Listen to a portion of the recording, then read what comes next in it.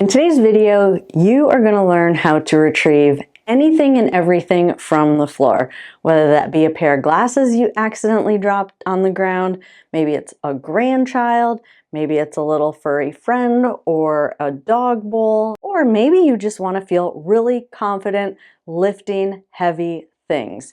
If any of those apply to you, then this video is for you. If you're new to this channel, I'm Tara, I'm a neurologic physical therapist, and on this channel we talk about anything and everything related to mobility, health, fitness, and mindset in the context of neurologic injury, with the end goal of empowering you with as many tools as possible to take ownership of your rehab and your health to live an overall more active, more mobile, happier, healthier, pain-free life. And with all that said, in this video, we are going to go through a step-by-step progression that's going to start with how do you pick up something that you drop on the ground and maybe you're still using a walker. We're going to learn some techniques for that, all the way up to just being able to feel confident lifting heavy things, which is an absolutely essential skill to have if you want to live your best life well into late adulthood. And as is usual on this channel, we are going to start at the absolute basic, beginning, foundational stage. As I often say in these videos, you really don't want to skip over these steps, even if you're in the later stages, because what you're going to learn is proper technique when actually getting to the floor to pick up the item, and proper technique of lifting the item off the ground and having a good foundation. It's much easier to add weight if you know the basics. So I urge you, even if you're in the later stages or the higher level stages, do not rush through or fast forward through these earlier stages of recovery or more of the foundational movements. So we are going to start in a sitting position. I like to use something like this. This is just a garden stool. They're nice because they're lightweight and they fold out of the way and you can keep them in a closet. But if you can, you can sit and maintain your balance in a regular chair. This is something I like to switch to because it is a little bit more of a challenge because it's a little bit of a smaller base. But this is a good starting point. And right now, again, we're just laying a foundation. You just want to be able to lean forward and feel comfortable, kind of having your nose a little bit over your toes. And we're going to start with just a one-handed lift. Now we are going to do one-handed and two-handed lifts. So one-handed lift is probably for things that are a little bit more lightweight, but there are things that require two hands to pick up. And yeah, you really do need to practice picking something up with two hands because the mechanics are just a little bit different. So there's one hand bringing it up.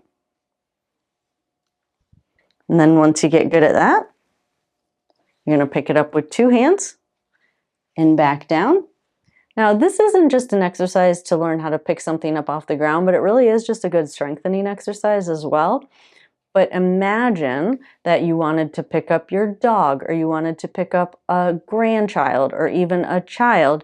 You would need both hands and be visualizing that in your head when you're doing that, because that really is the end goal, and you want to kind of feel what this feels like on the chair so that eventually you can carry it over. So there's a two-handed. And then back down. So now for this next group of exercises, we're going to remain sitting, only we're going to move to a more unstable surface, i.e. this gym ball, for a couple of reasons. One is obviously, as I just stated, just to make it a little bit more challenging because it is a little bit more unstable and it moves, but also because it does allow you to weight shift a little bit so we can really work on reaching outside the base of support in some other directions that we're going to progress to in standing. So first we're just going to start by working what I call a hip hinge. I forgot to mention this, or I failed to mention this with the first set, but it is kind of the thing that probably is the most valuable to focus on in these sitting positions, is making sure to bend or trying to bend at your hips when you're reaching down to pick something up off the floor. So you're just going to bend, reach down. We'll start with one hand and pick the item up. Bend at the waist, reach down and set the item down. Once you feel pretty comfortable with that, you can try with 2 hands. Reach down, pick the item up, hinge at the waist, reach, and set the item back down. Now, the other thing that you can practice with the gym ball that is beneficial before we go to standing is putting your feet in different positions. So when we pick stuff up off the floor, it is nice to be able to do that hip hinge without being in kind of a straight on direction. So, you know, if you need to reach off to the side or you need to reach next to a piece of furniture or behind a piece of furniture, you're not always going to be able to get straight on. So when you're sitting and you're a little bit safer, you can challenge your balance a little bit and reach towards the floor with your feet in different positions. So we're just going to kind of put our feet in a staggered position, reach down, pick the item up, and set it back down. Reach down with 2 hands, pick it up, and set it back down. Switch your feet, reach down, maybe with, if you have a stronger arm, with the stronger arm, back down. If you have enough grip strength in an involved arm, if you have a hemipresis, you can try reaching down with that arm. And then set the item back down, and then with 2 hands, and set it back down. And then we're going to work on weight shifting. So now we're going to set something to the outside. You're going to kind of reach over, work on shifting all your weight onto one leg and reaching towards the floor, picking the item up, back down, really making sure that you're pushing with this leg. And then you can reach down with 2 hands, bending at those hips, pick it up, back down. And then you can try the same thing on the other side. Shift that weight, reach down, and pick the item back up. Now we finally got to standing, but we're not going to go directly to the floor yet. We're going to try and reach towards something that's on a little bit of a higher surface. Just like I mentioned at the beginning, when you get the foundation right, the rest is easy. So instead of going directly to reaching all the way to the floor, just raise whatever you're reaching for up onto a little bit of a higher surface and still working on that hip hinge. Maybe reach down with 1 hand, pick the item up, back down. Really working on bending at those hips. Now the things you want to focus on for this one is really getting your body, your center of mass, centered over your feet. So if you feel like you're falling forward, then that means you need to sit your bottom back a little bit more. If you feel like you're way back on your heels, that means you need to bend at the waist a little bit more to get the chest a little bit more forward. Again, you're trying to get the weight evenly distributed between right over your feet. So you want as much weight in front of your feet as you do behind your feet, and maybe even a little bit more forward, which is scary for some people just because of the way that our feet are angled or the way that our base of support is shaped. Having your weight just a little bit forward is a better way, better position to be able to keep yourself balanced. So again, bending at that waist, making sure that you're bending at your hips and that you're sitting your bottom back just a little bit, bending those knees and picking that item up. And then again, bend and setting that item back down. Now, just like we worked on the gym ball, you do want to try and get your feet into different positions for the reasons that I mentioned earlier. So try staggering your feet a little bit. So putting maybe one foot a little bit in front of the other one. Same thing. You're going to bend at your hips, reach down with 1 hand, pick the item up, bend, set it back down, try the other hand, back up, bend, hinge at the hips, set it back down, and then maybe try 2 hands, pick the item up, set it back down, and then try and do the same thing with your feet staggered in the other direction. Now, for those of you who cannot stand without holding on, or maybe the thought of having to lean down without holding on to something is super scary. You can do this even if you're using a walker, and actually it's probably good to practice with a walker as well. Of course, using a reacher is going to be the #1 recommendation that probably most occupational therapists will tell you just for safety reasons. But again, there's some situations where you might not have a reacher available or something is too heavy and can't be picked up with a reacher. So one option is just to turn your walker kind of to the side on your strong side, if you happen to have a strong side, and stagger your feet just a little bit so that you're kind of next to the thing you want to pick up. Use your walker and then pick that item up and set that item down. That is why it's important to know how to pick something up with one hand or feel comfortable picking something up with one hand, especially if you are in a situation where you do feel like you have to hold on to your walker. That would be a good option. Now, if you get to a point where you're kind of trying to decide, can you do this without your walker? Next would be to try and practice coming over to a wall and kind of leaning towards the wall a little bit and see if you can reach down and pick it up. You still have some stability here, but you're just kind of getting used to the idea or figuring out how you center your body over your feet in order to lean down. And then of course, once you pick something up, depending on how heavy it is, you do need to practice that because that does throw your balance off a little bit. So you kind of just have to figure out where that new sweet spot is once you pick that item up. Now, once you feel comfortable with picking something up off of a higher surface, now we are going to go all the way down to the ground. I do recommend either starting with your walker in your hand or coming back over to the wall. One way to do this is to just stagger your feet a little bit, hinge at your waist, and then bend those knees. Now, depending on where your weaknesses are at in your legs or just how you feel the most balanced, some people do better just kind of keeping their legs straight. Again, this just comes down to where your strengths are and where your weaknesses are. If you feel like you start bending your knees, and once you start bending your knees, you know you're not going to be able to straighten them back out to stand up. So some people just don't have the leg strength. Once they bend those knees, they know they're just going to crumble to the ground. Experiment here and maybe even with the step as to how far down you can bend your knees before you start to feel like your legs are going to buckle underneath you. If that's you, it doesn't mean that you can't pick something up. It just means that you might need to hinge more at your waist in order to pick that item up.